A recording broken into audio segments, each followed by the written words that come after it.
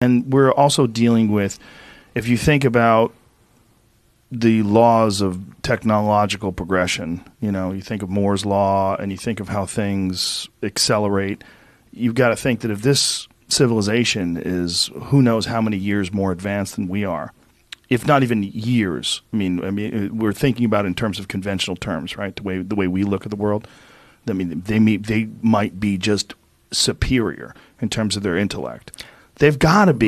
Maybe. We don't know, right? Well, the only reason I say that is because, look, everyone doesn't necessarily start at a steam engine and go to an internal combustion engine and then, electric power, nuclear power, and go up the ladder that we come on. The binary, if the stuff is true about the origin and the binary star system, and they have heavier elements that we don't have, and this stable element 115 is a naturally occurring material, maybe that's the first thing they started experimenting with.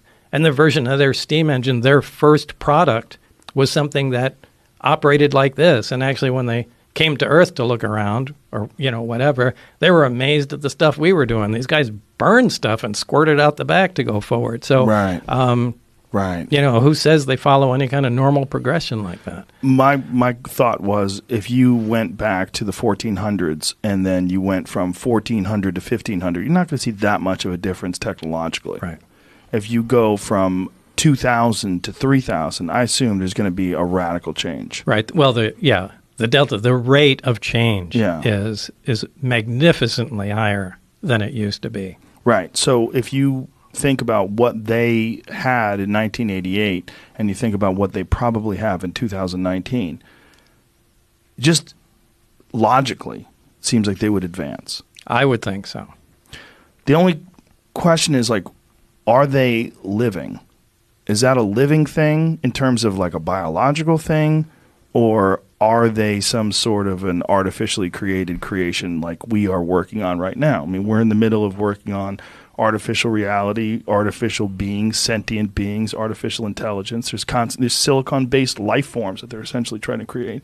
Boston Dynamics at the company? You can make robots. Yeah. You can make machines out of flesh, right? So a cyborg or a cybernetic organism is just that, that's what a lot of people think those gray things are, that people call the grays. Yeah.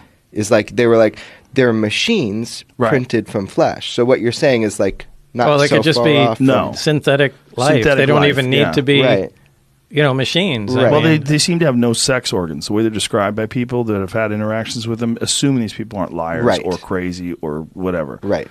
That they have no sex organs and that they don't seem to have any muscle. They're just almost like a frame. Right. And they have enormous heads.